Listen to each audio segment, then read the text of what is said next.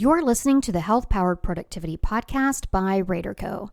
I'm Marcey Rader, keynote speaker, consultant, and your host on high performance. In each bite-sized episode, I'll discuss topics like relentless prioritization, time and attention guardrails that stick, meeting makeovers, remote work, and sustainable habits you'll actually keep.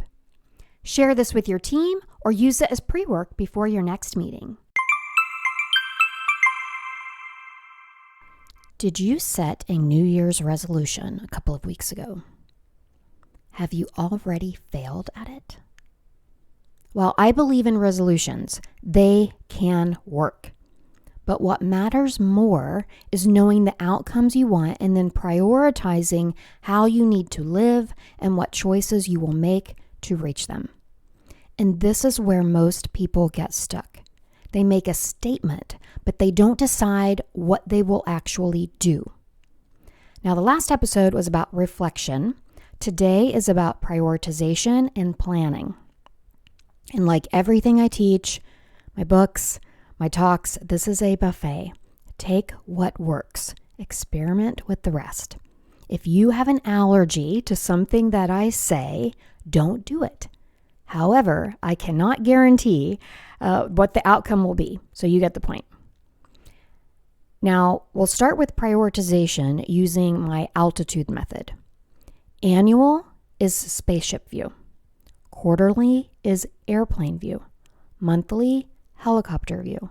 Weekly, we're in the treetops. Daily, we're in the garden. So the priorities are big, and then we just narrow them down to where daily is more just like tasks. And in this episode, I'm focusing on annual, quarterly, and monthly because, let's face it, most people do their big planning at the beginning of the year. Now, I track my priorities in the Powered Path Playbook, which is part of our Powered Path program. And it is an hour-long online course with a digital playbook that you can upload to your favorite note-taking app, or you can print it. I use the printed copy. There's something about, pen to paper that it imprints differently in your brain. That's a true, but also it just feels better for me. So I write my priorities in there. I also add them to ClickUp, which is our project management system, and I keep them on a giant rolling whiteboard to the right of my desk, so I see them all the time. And the annual's at the bottom, then it's quarterly, monthly, and then weekly. I don't put my daily tasks on the whiteboard. I just keep those in my project management system. Now, when I set annual priorities, I never choose more than 3 personal and 3 professional. You may feel like you have 8 things going on, but not everything can be a priority. If everything's important, nothing is important, right? It can also just be 1 priority or 2. It just can't be more than 3. And priorities are different than goals. You may set a goal and then you have to prioritize different things, how you act, be, do, in order to reach that goal.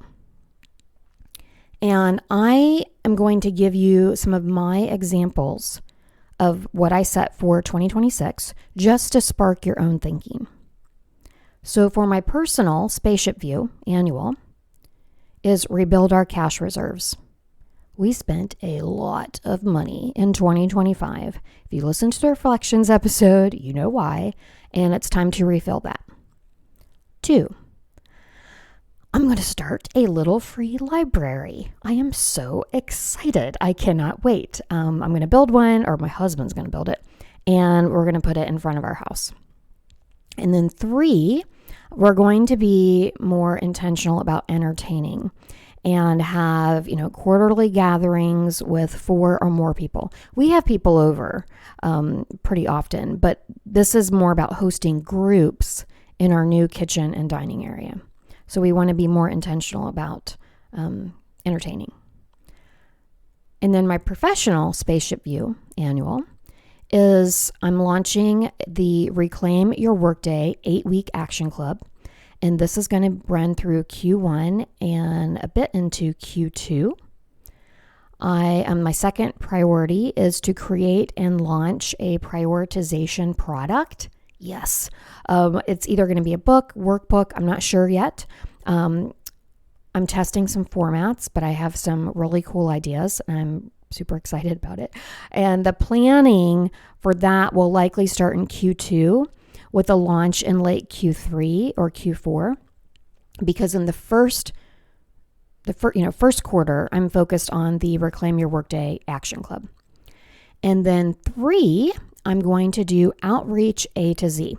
So this is my third time in the 13 years in business that I have gone through all my phone, email, and LinkedIn contacts, letter by letter. So A, B, C, D. And I reconnect with former clients, prospects, colleagues, and I do about 1 letter per week. And it's thoughtful. It's not spam. I also don't just say like, hey, what's going on? It's I find something that we worked on in the past or that we talked about, or maybe I do just reach out and say hi, but it's actually thoughtful, and I'm going through and I'm contacting the people that I want to. I'm not just, going through every letter. So some letters I might contact, 3 people. Another letter, it might be like 15 people, because they're all people that I really want to reach back out to. This also helps me purge old contacts. And when I do my outreach, it's either with a very short video, 1 minute or less, a phone call, or a simple email or text. But I try to go with the video or the phone call. And those are my annuals. So they're in the playbook, they're on my whiteboard, they're in ClickUp. Now, quarterly. These usually tie to the annuals, though your timing can matter. If something is not active until Q3, it won't show up yet. So because I'm not working on the prioritization product yet, it's not going to be in my Q1. So my professional priorities for Q1 is to market, to create all the marketing, launch, and deliver the Reclaim Your Workday Action Club. And then I'm also going to complete outreach letters A through I. And I'm thoughtful about this because I'm speaking in San Juan, Puerto Rico 1 week. And I'm also going to be at a retreat and speaking at Disney World another week. I know I am not going to do any outreach those weeks. So if you're counting the weeks and the letters, that's why it doesn't match up. I'm setting realistic expectations. My third priority is to prepare for the Disney retreat and plan the follow-up actions I will take afterward. Most likely, I will be discussing the prioritization product, and when I come back, I'll at least plan out an outline for Q2. My personal priorities is essential spending only.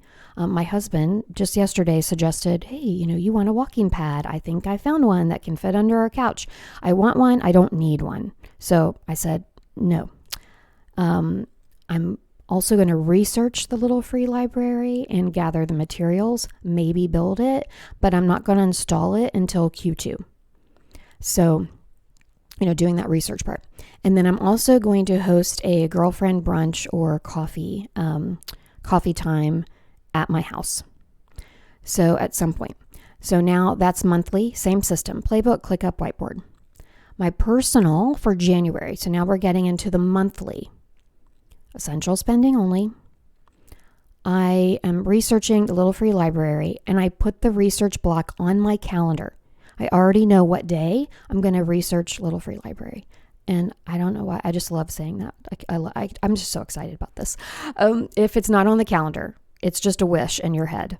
So I'm putting on the calendar when I'm going to do my research for that. And we are going to entertain at least once as a couple. And we know who we're inviting, our friends Michelle and Matt. We were the first guests in their new kitchen, and we want them to be our first guests too.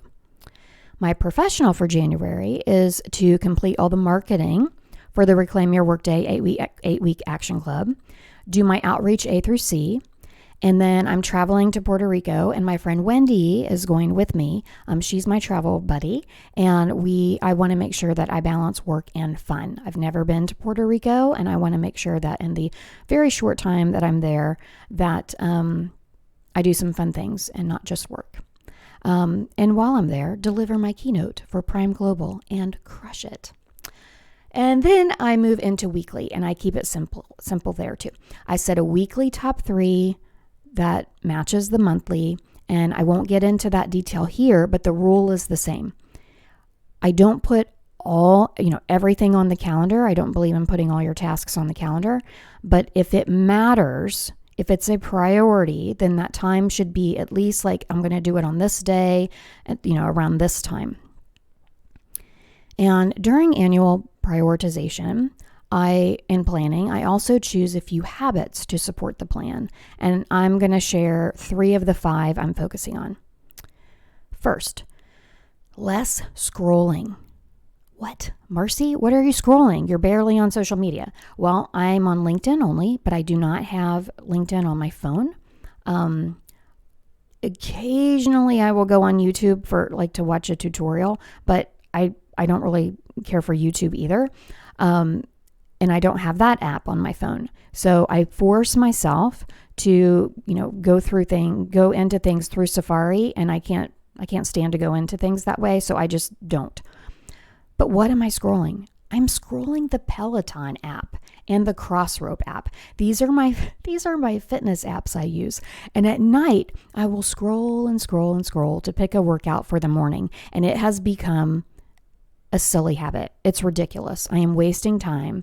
And so now I choose what I'm going to do during my weekly review, or when I get up in the morning, because quite frankly, a lot of times I would end up choosing something else in the morning anyway, depending on what my Aura Ring score said. So less, not scrolling on the Peloton app and the Crossrope app.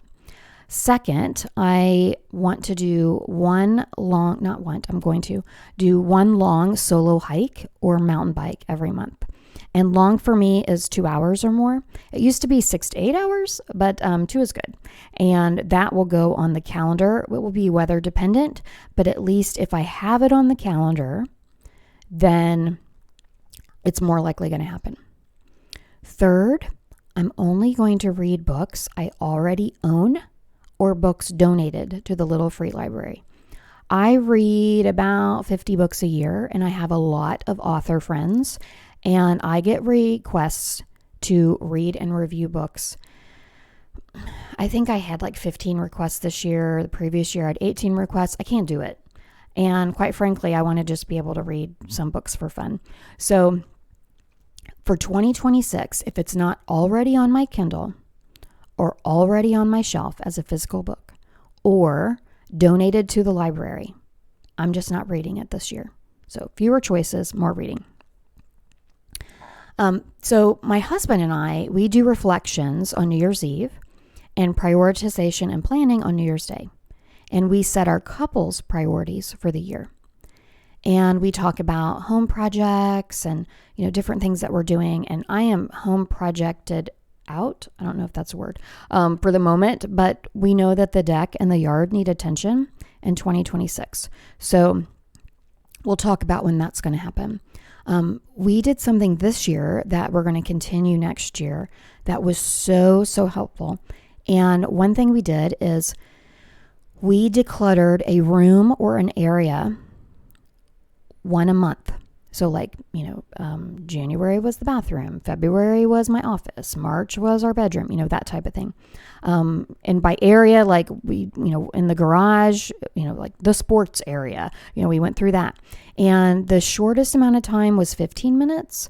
The longest I think was a couple of hours, but now we're going to continue that. And it's going to be so easy all the time because we've already kind of gone through it. And it doesn't feel like too much because it's just like, it's the laundry room for April. And every single time we, especially my husband, found things, he's like, oh, I didn't know where that was, or I didn't even know that we had this, or, and so it was great. And we're going to do that again. We also decide our giving, who we will help and how much we will help, and plan out our budget for the year. I use YNAB or youneedabudget.com. I use QuickBooks for my professional, but I still do everything from a budgeting perspective in YNAB as well, and we host all of our personal stuff in there. We also plan our travel and our entertainment cadence. My husband decides what disc golf tournaments he's going to do. And so, we decide all this big picture, and then we have weekly meetings or weekly huddles, usually on Sunday mornings. And New Year's Day is fun for us. Coffee, conversation, commitments, it's fun. I'm also experimenting with something for couples and families that I may offer in a future episode. So stay tuned, because I'm really loving it, but I want to vet everything first before I put it out there. And then I also review my prioritization and planning with people I trust. And Kevin gets the couples version, but I walk through my personal and professional with my friend Wendy, who has been my reflections partner for about a decade. And we just met yesterday at Quarter Note Coffee, and we went through our annual and our quarterly, and talking it out actually helped me change one of my annual priorities, because clarity lives in conversation. And so I tweaked my annual, and I'll also review on Friday. I'm meeting with Lisa, Rader Co.'s marketing specialist and client support specialist, also BFF. And I'll go through the prioritization and planning for that as well.